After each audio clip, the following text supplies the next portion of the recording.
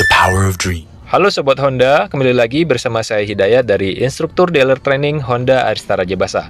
Di video kali ini saya akan menjelaskan tentang cara menggunakan fitur Honda Sensing yang ada di mobil Honda WRV, Honda BRV maupun Honda City Hatchback maupun Honda City Sedan. Dan kali ini kita sedang berada di gerbang tol Teginaneng Timur ya, atau arah metro. Kita akan coba di jalan tol terkait fitur dari Honda Sensing, khususnya fitur Adaptive Cruise Control, Lane Keeping Assist System, dan juga fitur Road Departure Mitigation System. Untuk fitur lainnya kita akan coba nanti di luar jalan tol ya. Oke, langsung saja. Yang pertama adalah Adaptive Cruise Control. Saya akan jelaskan terlebih dahulu sebelum kita langsung masuk ke jalan tol. Yang pertama saya akan jelaskan indikator tombol-tombol yang ada di sebelah kanan setir sini. Ini adalah indikator untuk tombol Honda Sensing-nya. Ini adalah mode standby untuk Adaptive Cruise Control-nya teman-teman ini. Kemudian ini adalah Lane Keeping Assist System. Lane Keeping Assist System fungsinya untuk menjaga kendaraan supaya tetap berada di tengah jalur. Sementara Adaptive Cruise Control ini adalah fitur yang dapat mengikuti kendaraan di depan secara otomatis, ataupun kalau tidak ada kendaraan di depan maka berfungsi sebagai cruise control. Kalau kita pencet di sini tekan, maka akan muncul tanda indikator ACC-nya di TFT meternya yang sebelah kiri ini ya. Yang sebelah kiri ini adalah Lane Keeping Assist System-nya. Oke, karena ini masih berwarna putih artinya dia belum aktif. Dia aktif kalau sudah berwarna hijau. Oke ya, langsung saja kita akan coba fitur Adaptive Cruise Control, Lane Keeping Assist, dan juga Road Departure Mitigation System. Untuk Honda Sensing di Honda WRV ini ada 6 fitur ya. Sisanya ada Auto High Beam, ada CMBS, dan juga ada Lead Departure Notification System. Oke, coba sebentar kita jeda videonya ya. Oke teman-teman, untuk mengaktifkan fitur Adaptive Cruise Control, yang pertama kita harus berjalan minimal kecepatan di atas 30 km per jam ya. Setelah kecepatan tercapai, kita bisa langsung saja tekan tombol set teman-teman di sebelah kanan setir sini. Oke, nah ini tersetting di kecepatan 45 km per jam. Untuk menambah kecepatan bisa tekan tombol Rest Plus, ditahan maka dia naiknya akan 10-10 teman-teman. Kalau naik dipencet 11 maka dia naiknya akan 11. Tuh, 74, 75 ya, 76. Kalau saya tahan lama maka naiknya akan 10-10. Oke, kemudian kita akan coba di depan ada kendaraan, kita akan ikuti mobil ini ngerem atau tidak nih. Ini saya tidak menginjak pedal gas ataupun pedal rem ya. Jadi ini adaptif mengikuti kecepatan kendaraan yang ada di depan. Saya setting di angka 100 km per jam. Nah, di depan ada truk teman-teman.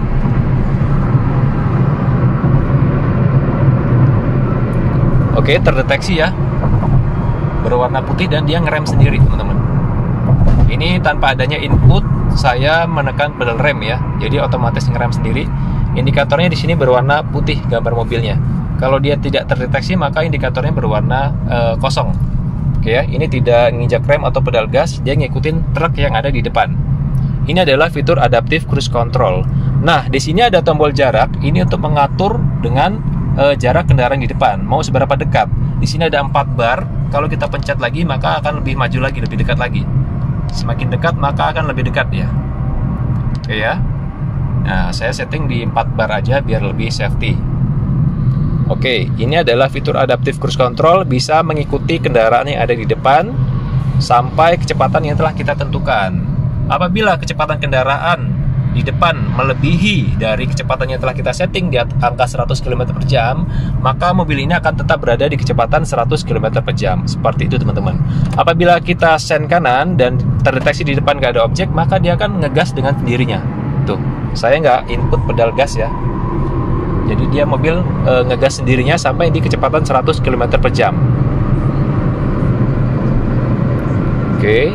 Setelah kecepatan tercapai maka dia akan konstan di kecepatan 100 km per jam. Oke, kemudian saya akan jelaskan selanjutnya fitur Lane Keeping Assist System. Indikatornya ada di sebelah kanan setir sini. Ini ya. Kita tekan saja. Setelah kecepatan tercapai di atas 72 km per jam, maka dia langsung aktif teman-teman dengan marka jalan yang jelas. Tuh yang sebelah kanan. Ini adalah indikator Lane Keeping Assist System. Jadi saya tidak memegang setir pun bisa teman-teman. Cuman ini tidak bertahan lama. Jadi saya tidak injak pedal gas, pedal rem, ataupun tidak pegang setirnya teman-teman.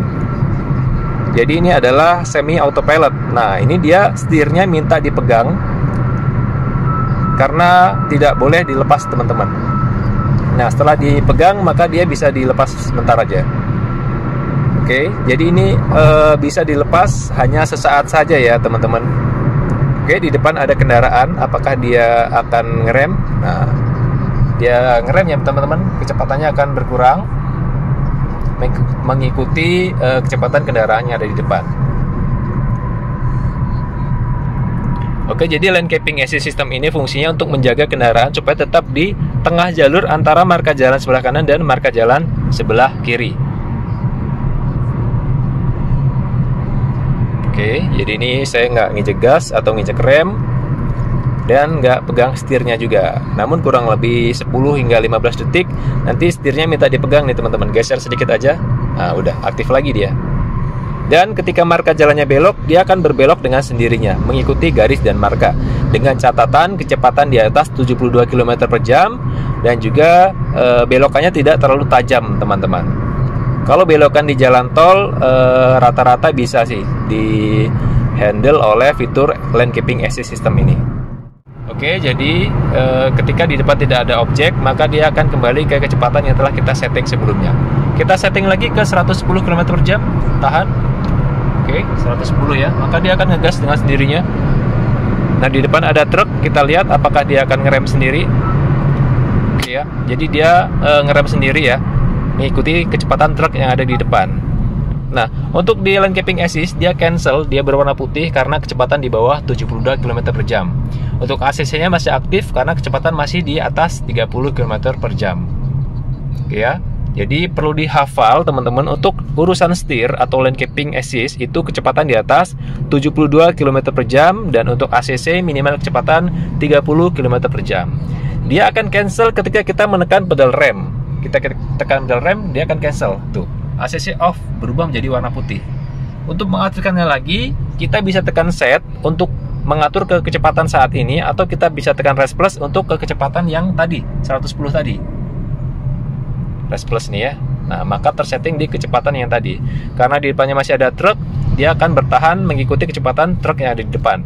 Coba kita sen kanan, maka dia objeknya tidak terbaca, maka akan ngegas dengan sendirinya kembali ke kecepatan 110 km per jam. Itu ya. Oke, LCAS-nya sudah aktif lagi, kita bisa lepas setirnya. Jadi enak banget nih, teman-teman, di jalan tol tanpa nginjek gas, tanpa nginjek rem, dan setirnya cukup ditempelin aja gini, maka dia akan narik dengan sendirinya ngikutin marka. Kemudian kita akan cobain fitur RDM nih, temannya LCAS. Kalau LCAS kan menjaga supaya tetap di tengah jalur.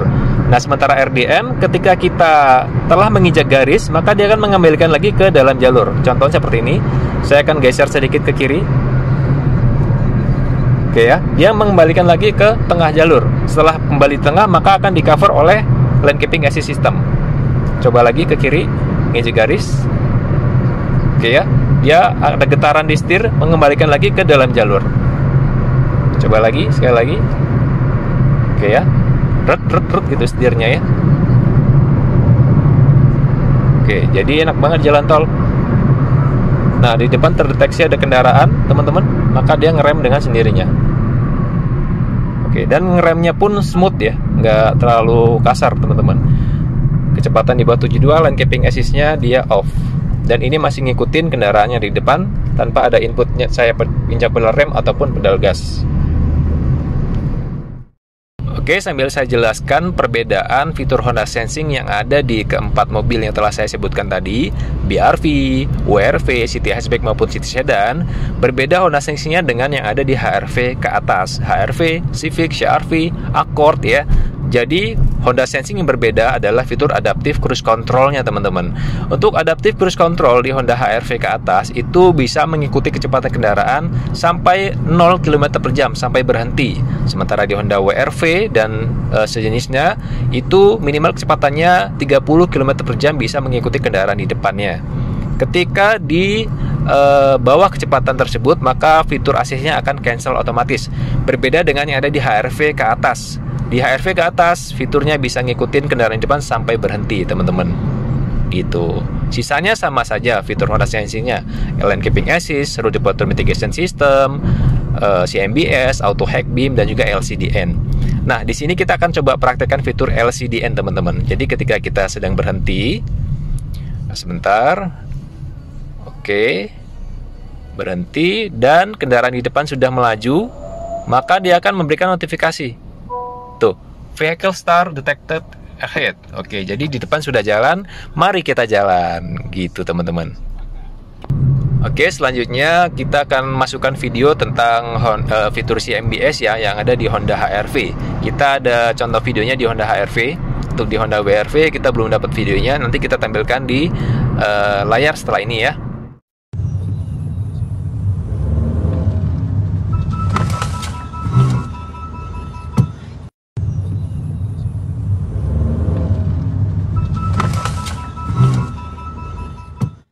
Oke teman-teman, sekian tutorial cara menggunakan fitur Honda Sensing yang ada di Honda WR-V atau BR-V.